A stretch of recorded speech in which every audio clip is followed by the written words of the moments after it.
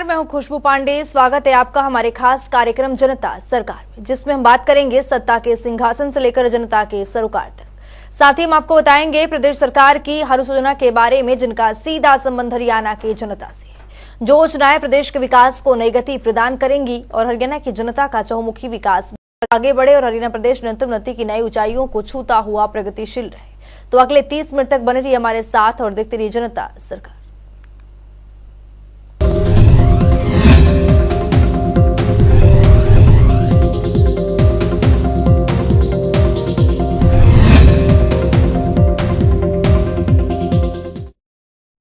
हरियाणा के मुख्यमंत्री मनोहर लाल की अध्यक्षता में वीडियो कॉन्फ्रेंसिंग के जरिए प्रशासनिक सचिवों, जिला उपायुक्तों के साथ राज्य स्तरीय दिशा समिति की बैठक हुई। इस मौके पर मुख्यमंत्री ने अधिकारियों को निर्देश दिए कि 20 किलोमीटर के दायरे में आने वाले गांवों में शिवधाम योजना के तहत करवाए जाने वाले कार्यों का यहां पर रिपोर्ट तैयार करें। इस रिपोर्ट के जरिए देखिए।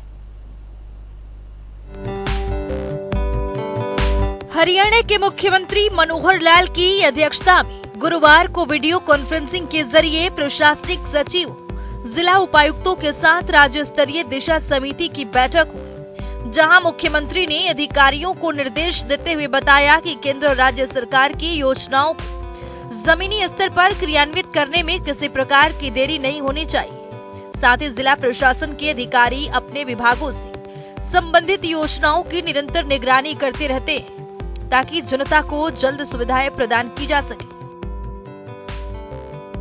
मुख्यमंत्री ने बताया कि पिछली बैठक में लिए गए निर्णयों की समीक्षा के दौरान जब पाइपलाइन बिछाने के कारण खराब हुई सड़कों और गलियों को ठेकेदारों को जिम्मेदारी देने का विषय रखा गया, तो जन स्वास्थ्य अभियांत्रिक विभाग के अधिकारियों की ओर से दिए गए जवाब से मुख्यमंत्री संतुष्ट नहीं हुए और उन्होंने EIC आशिम खान और EC राजीव बतीश को जल्दी दिशा कमेटी की बैठक से बाहर किया। साथ ही दोनों को 5 दिन की कंपल्सरी लीव पर जाने का आदेश भी दिए। इतना ही नहीं, मुख्यमंत्री ने आगे से सही कार्य करने की चेतावनी भी दी। उन्होंने निर्देश दिए कि सड़कों और गलियों को ठेकेदारों की ओर से बनाया जाना सुनिश्चित किया जाए, क्योंकि ये नियम टेंडर दस्तावेज में पहले से ही उल्लेखित होता है। बैठक में मुख्यमंत्री मनोहर लाल ने बताया कि गरीब और जरूरतमंदों को मूलभूत सुविधाएं प्रदान करने के लिए राज्य सरकार ने प्रदेश में आर्थिक रूप से कमजोर वर्ग को सिर पर छत उपलब्ध करवाने के उद्देश्य से मुख्यमंत्री शहरी आवास योजना बनाई है। इस योजना के अंतर्गत पात्र परिवारों को 1 लाख मकान या प्लॉट दिए जाएंगे। साथ ही उन्होंने अधिकारियों को निर्देश दिए कि इसी तर्ज पर अब ग्रामीण क्षेत्रों में भी गरीबों को आवासीय सुविधा उपलब्ध करवाने के लिए मुख्यमंत्री ग्रामीण आवास योजना की रूपरेखा तैयार की जाए। इस दौरान मुख्यमंत्री ने जिला उपायुक्तों को निर्देश दिए कि 20 किलोमीटर के दायरे में आने वाले गांवों में शिवधाम योजना के तहत करवाए जाने वाले कार्यों का निष्पादन सुनिश्चित किया जाए। साथ ही बैठक में जानकारी दी गई कि चरखी दादरी, भिवानी, यमुनानगर और महेंद्रगढ़ जिलों के पास खनन कोष के रूप में 17 करोड़ रुपए से अधिक की राशि उपलब्ध है। बैठक में मुख्यमंत्री मनोहर लाल ने बताया कि बच्चों को स्कूल तक आने जाने में किसी प्रकार की कठिनाई नहीं होनी चाहिए। इसके लिए सरकार ने योजना बनाई है। उन्होंने कहा कि गांव से 1 किलोमीटर की दूरी से अधिक पर स्थित स्कूलों में आने जाने के लिए सरकार की ओर से बच्चों को परिवहन की सुविधा प्रदान की जा रही है। इसके लिए हर एक स्कूल में एक शिक्षक को स्कूल ट्रांसपोर्ट ऑफिसर के रूप में नामित किया गया है, जिसका कार्य ऐसे बच्चों के साथ समन्वय स्थापित करना है जिन्हें परिवहन सुविधा की आवश्यकता है। परंपरागत कृषि विकास योजना की समीक्षा करते हुए मुख्यमंत्री ने निर्देश दिए हैं कि राज्य सरकार प्राकृतिक खेती को बढ़ावा देने के लिए निरंतर प्रयास कर रही है। इसीलिए किसान परंपरागत खेती से हटकर प्राकृतिक खेती को अपनाएं। इसके लिए उन्हें जागरूक करने के साथ साथ उनकी ट्रेनिंग भी करवाई जाए। साथ ही मुख्यमंत्री ने अधिकारियों को प्राकृतिक खेती पोर्टल दोबारा से खोलने के निर्देश भी दिए, ताकि अधिक से अधिक किसान जो प्राकृतिक खेती के लिए इच्छुक हैं, वे अपना पंजीकरण करवा सके। मुख्यमंत्री ने बताया कि हरियाणा में बेटी बचाओ बेटी पढ़ाओ अभियान की सफलता के बाद आज बेटियों के लिंगानुपात में उल्लेखनीय सुधार हुआ है। पहले के मुकाबले आज 1000 लड़कों पर 923 लड़कियां हैं, जिसे हमें बढ़ाकर 950 तक लेकर जाना है। इसके लिए सभी संबंधित विभाग कानूनी कार्रवाई की प्रक्रिया को सख्ती से अपनाते रहे और जो लोग राज्य से बाहर जाकर लिंक जांच करवाते हैं, उन्होंने कहा कि उन पर भी अन्य राज्यों की पुलिस के साथ मिलकर सख्ती कानूनी कार्रवाई अमल में लाई जाए। इतना ही नहीं, जो जिले में अभी भी बेटियों की जन्म दर के मामलों में कम है, उन जिलों में निरंतर जागरूकता कार्यक्रम चलाते रहे। मुख्यमंत्री ने टीकाकरण प्रोग्राम की समीक्षा करते हुए कहा कि बच्चों के टीकाकरण की जिम्मेवारी महिला एवं बाल विकास विभाग को दी गई। विभाग आंगनवाड़ी वर्कर्स और एनएम के साथ मिलकर बच्चों के टीकाकरण के लक्ष्य को पूरा करे। और स्वेल हेल्थ कार्ड प्रोग्राम की समीक्षा करते हुए मुख्यमंत्री ने कहा कि कृषि विभाग किसानों को जागरूक करने के लिए विशेष जागरूकता अभियान चलाए और किसानों को अवगत करवाएं कि स्वेल हेल्थ कार्ड के क्या फायदे, साथ ही फसल पैदावार में ये किस प्रकार सहायक है, ताकि स्वेल हेल्थ कार्ड का धरातल पर पूर्ण उपयोग सुनिश्चित हो सके।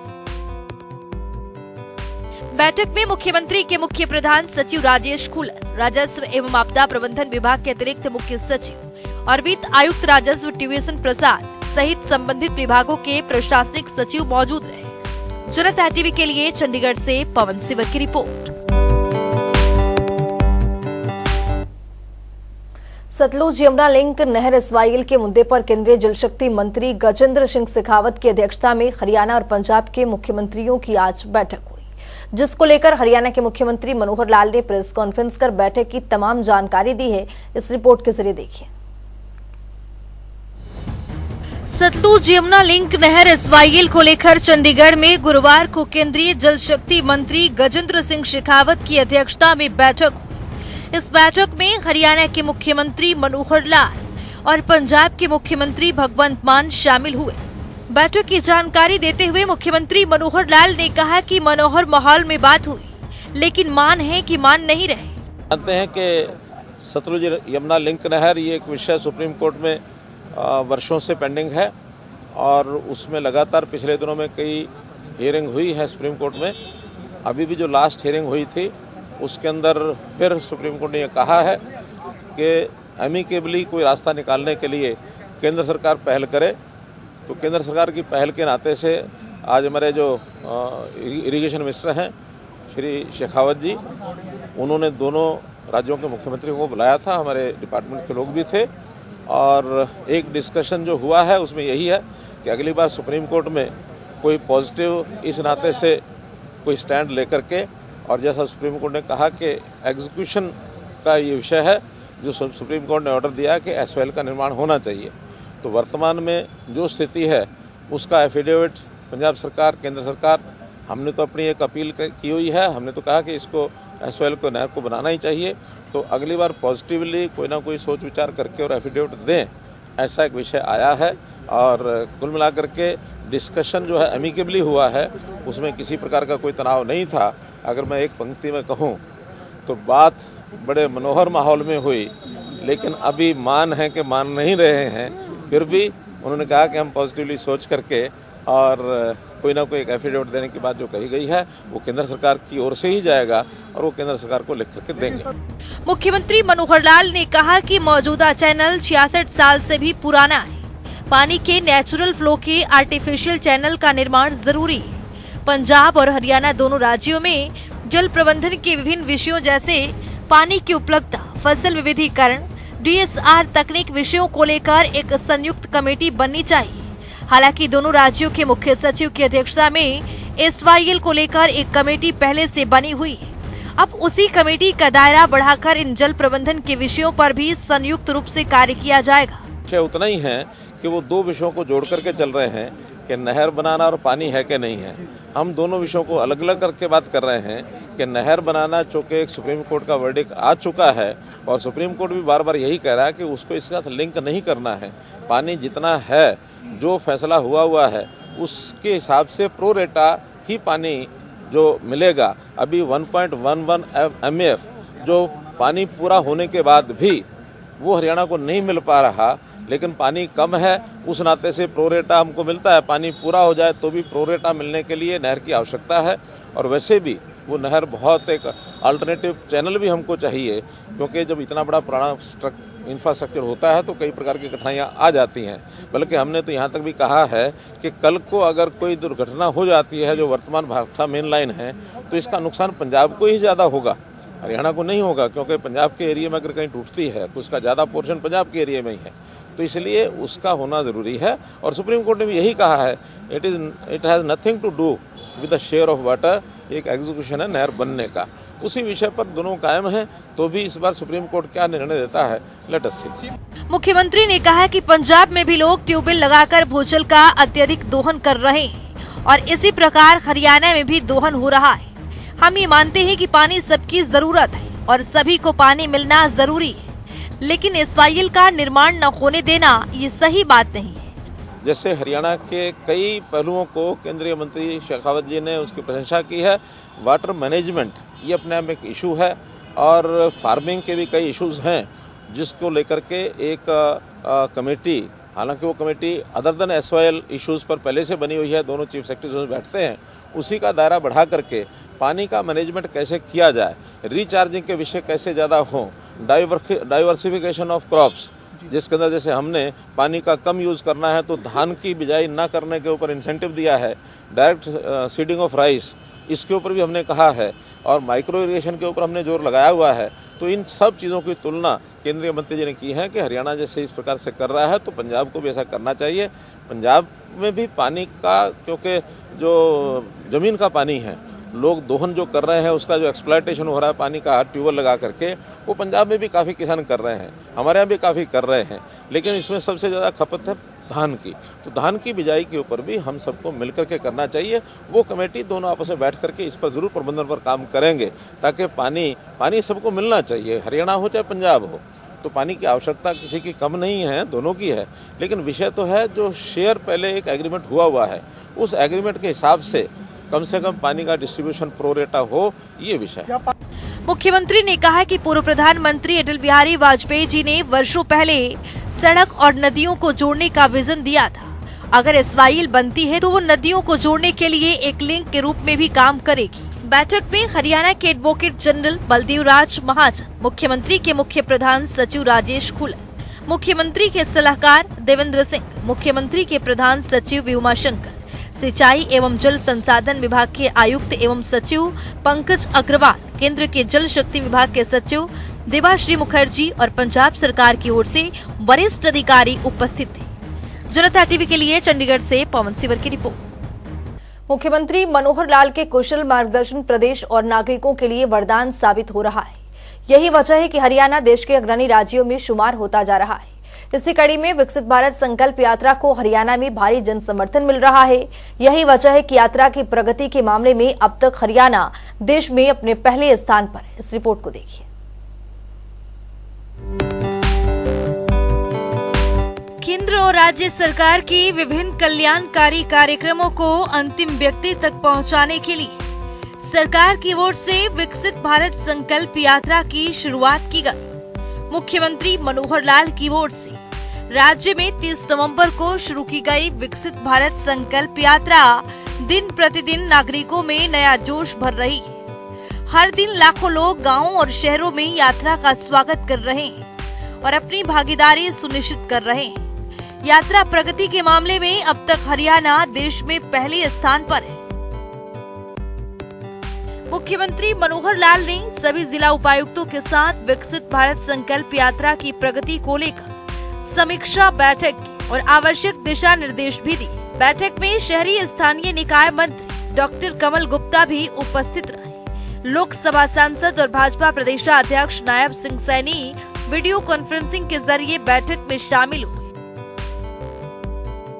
मुख्यमंत्री मनोहर लाल ने जिला उपायुक्तों का उत्साहवर्धन किया और निर्देश भी देते हुए कहा कि हरियाणा का रैंक आगे भी पहले स्थान पर बरकरार है, इसके लिए लगातार मेहनत करते रहें। उन्होंने कहा कि इस यात्रा का उद्देश्य केंद्र और राज्य सरकार की कल्याणकारी योजनाओं का लाभ नागरिकों को उनके घर द्वार पर देना है, साथ ही लोगों की समस्याओं का मौके पर निस्तारण सुनिश्चित करना है। इसीलिए यात्रा के दौरान आयोजित कार्यक्रमों में परिवार पहचान पत्र, आयुष्मान कार्ड, निरोगी हरियाणा, फ्लैगशिप योजनाओं के स्टॉल की संख्या को बढ़ाया जाए। ताकि अधिक से अधिक नागरिकों को सुविधा उपलब्ध करवाई जा सके।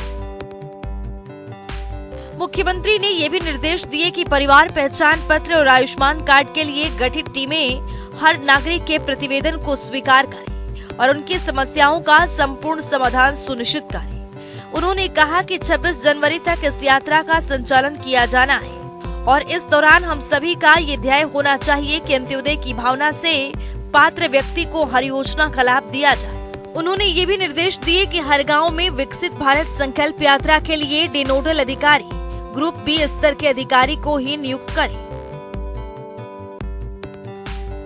बैठक के दौरान यात्रा में अच्छा प्रदर्शन करने के लिए जिलों की समीक्षा करते हुए मुख्यमंत्री ने निर्देश दिए कि जिला प्रशासन के अधिकारी लोगों को अधिक से अधिक जागरूक करें और उन्हें योजनाओं का लाभ प्रदान करें। उन्होंने कहा कि मोदी की गारंटी की गाड़ी आम जनता तक योजनाओं का लाभ पहुंचाने का सशक्त माध्यम बन रही है। केंद्र और राज्य सरकार की सभी योजनाएं समाज के अंतिम व्यक्ति तक पहुंचे, ये सुनिश्चित करना अधिकारियों की जिम्मेवारी है।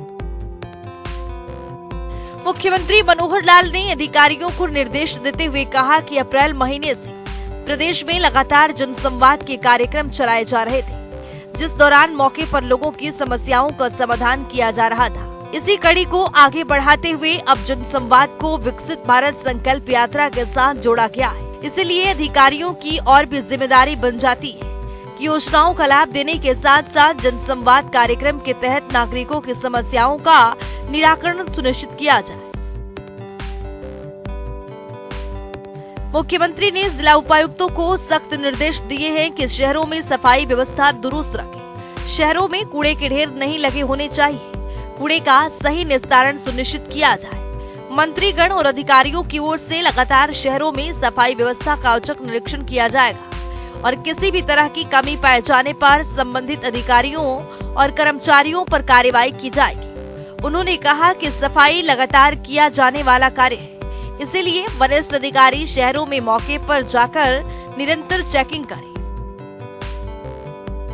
बैठक में वीडियो कॉन्फ्रेंसिंग के जरिए जुड़े विकसित भारत संकल्प यात्रा के लिए अधिकारियों ने जानकारी देते हुए बताया कि मुख्यमंत्री मनोहर लाल के सतत प्रयासों से ही हरियाणा यात्रा की प्रगति में देश में पहले स्थान पर बना हुआ है। इसी तरह आगे भी कार्यक्रमों की संख्या में बढ़ोतरी होने से निश्चित तौर पर हरियाणा देश भर में अपनी प्रथम रैंकिंग को बरकरार रखेगा।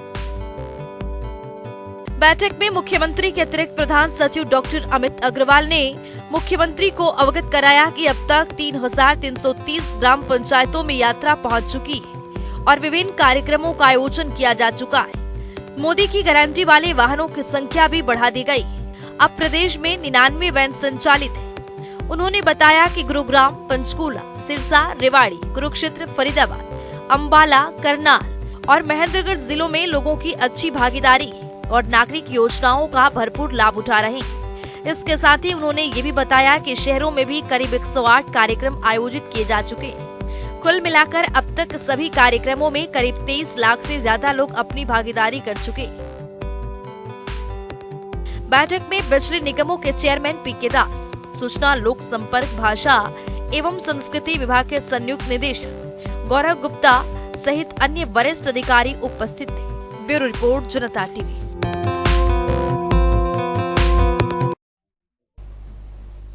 हरियाणा के मुख्यमंत्री मनोहर लाल ने पिछले 9 सालों में शिक्षा के क्षेत्र में कई बड़े बदलाव किए। यही वजह है कि हरियाणा की युवा हर क्षेत्र में अपना दमखम दिखा रहा है।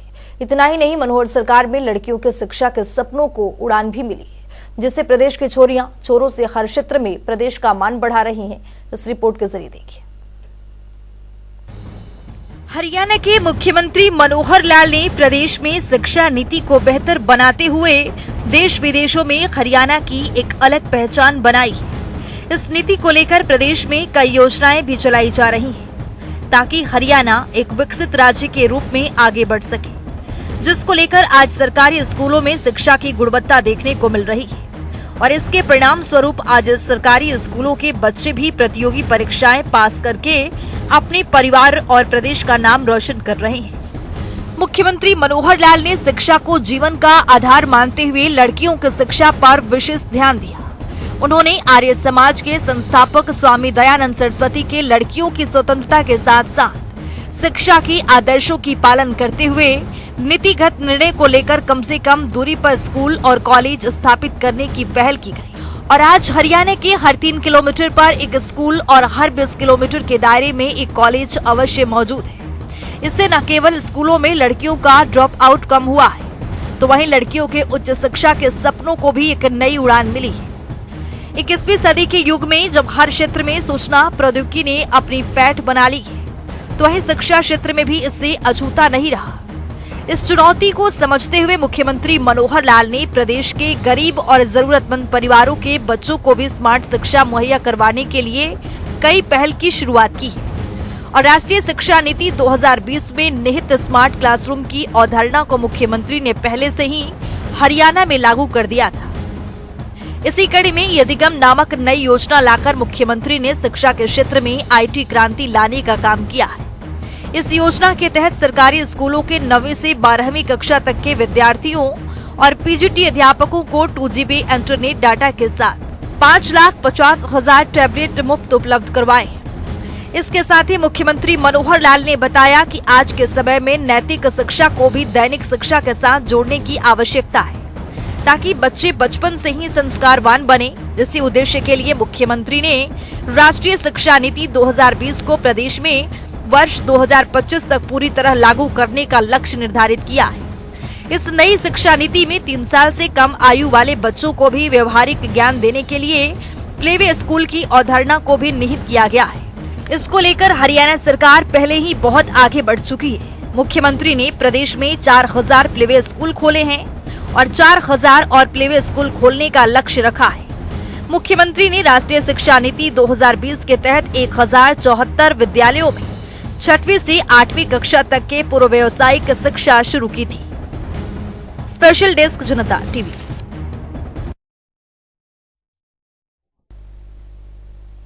तो चलिए अब जान लेते हैं आज के सवाल के विजेता में क्या कुछ।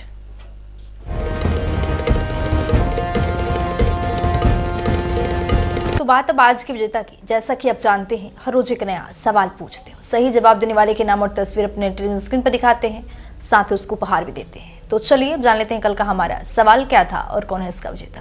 कल का हमारा सवाल था, हरियाणा में सीधी फसल बिजाई योजना के तहत किसानों को कितनी अनुदान राशि दी जाती है। इसका सही जवाब है सी 4,000 रुपए। ढेरों जवाब आए, लेकिन आज के हमारे विजेता हैं संजय जोशी जिनसे। संजय, आपको बहुत बहुत बधाई। तो फिर पूछेंगे आज का सवाल, देखते रहिए जनता टीवी।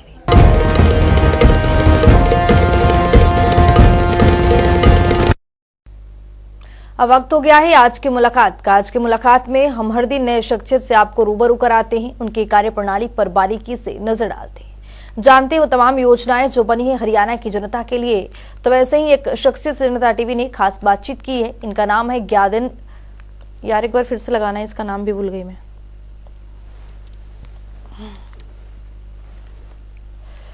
अब वक्त हो गया है आज की मुलाकात का। आज की मुलाकात में हम हर दिन नए शख्सियत से आपको रूबरू कराते हैं और उनकी कार्यप्रणाली पर बारीकी से नजर डालते हैं, जानते हैं वो तमाम योजनाएं जो बनी हरियाणा की जनता के लिए।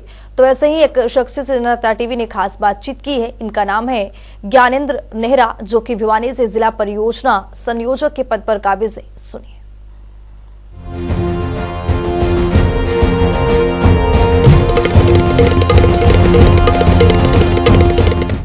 यहाँ आज 6 से 8 और 9 से 12 के विभिन्न खंडों से आए हुए प्रतिभागियों ने भाग लिया। लगभग 50 के करीब विद्यार्थियों ने अपना विभिन्न प्रतियोगिताओं में, जैसे रीडिंग प्रमोशन के तहत पठन पाठन का उत्थान करने के लिए, बच्चों में एक रुचि पैदा करने के लिए 6 से 8 में डिबेट, वर्तनी, स्टोरी राइटिंग तथा 9 से 12 में डिबेट, क्विज, पेंसिल से संबंधित तथा स्टोरी राइटिंग,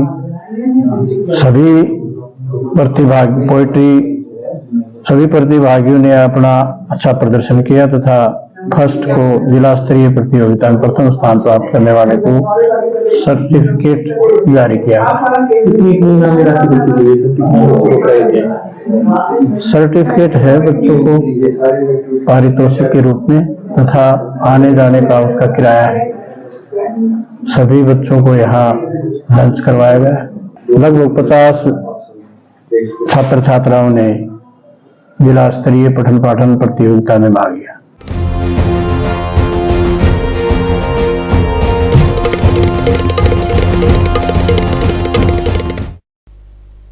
तो अब वक्त हो गया है आज के सवाल का, तो चलिए अब जान लेते हैं आज के सवाल में क्या कुछ है।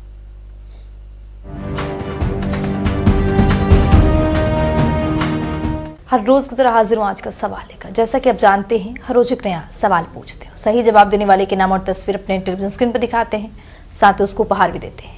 तो चलिए नजर डालते हैं आज के सवाल पर। पशुधन बीमा योजना को हरियाणा प्रदेश में कब लागू किया गया था? ए 29 जुलाई 2016, बी 13 मई 2019, सी 21 जनवरी 2023, डी 11 फरवरी 2018। तो दीजिए सही जवाब और बनिए विजेता।